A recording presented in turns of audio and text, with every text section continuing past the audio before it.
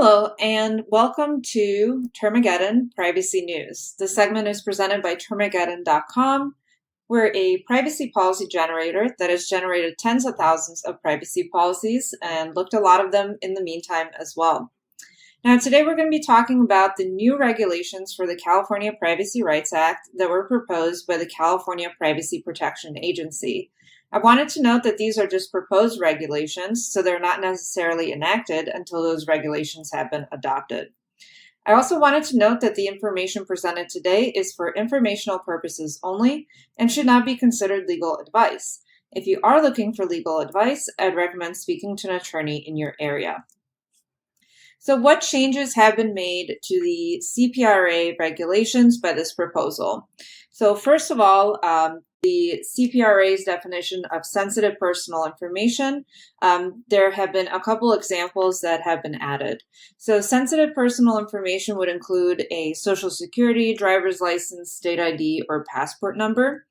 It would also include the login to a financial account, a debit card or credit card number in combination with a security or access code or credentials to access that bank account.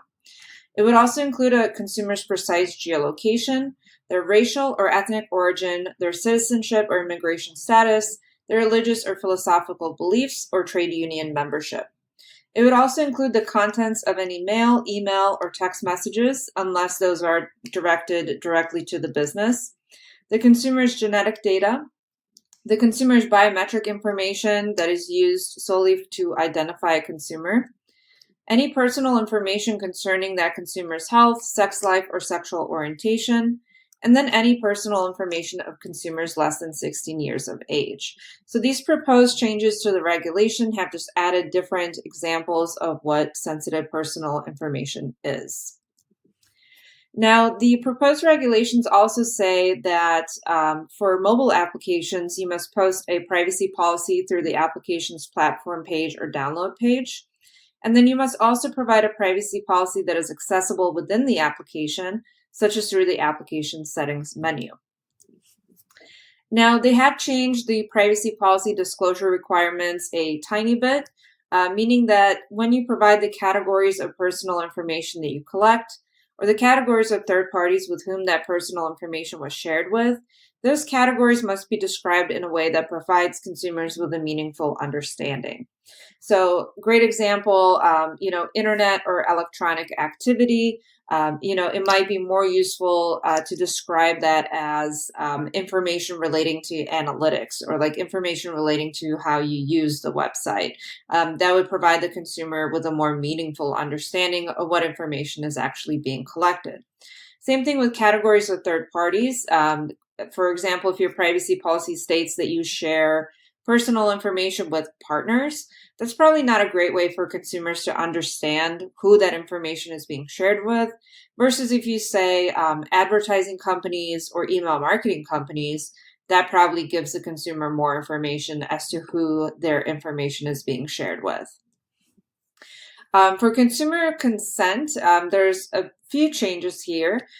So one of them is that the number of steps that a consumer must take to opt out of the sharing or sale of their information should be the same or fewer than the number of steps to request to opt in to the sale of personal information.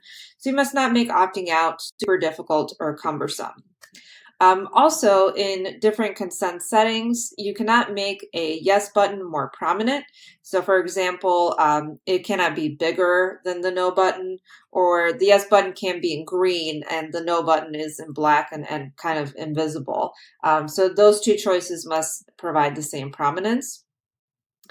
Same thing with prominence here. You cannot display an option to participate in a financial incentive program more prominently than the choice to not participate. It also says that silence or failure to act affirmatively would not constitute consent. So for example, like saying by continuing to use the website, we're assuming that you're okay. Apparently you can no longer do that. And you also cannot combine terms of use information with privacy information. So your privacy policy and your terms of service cannot be combined. They must be separate documents. And then also just because a consumer accepted a broad terms of use that contains some privacy information, that's really not consent either.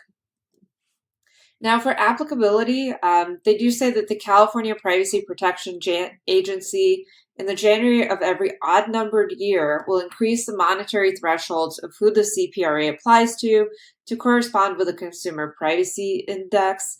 I'm going to guess that that means that they're accounting for inflation, but this makes things really difficult. They're proposing in January 2023 to up the annual gross revenue amount in the definition of business to $27,975,000.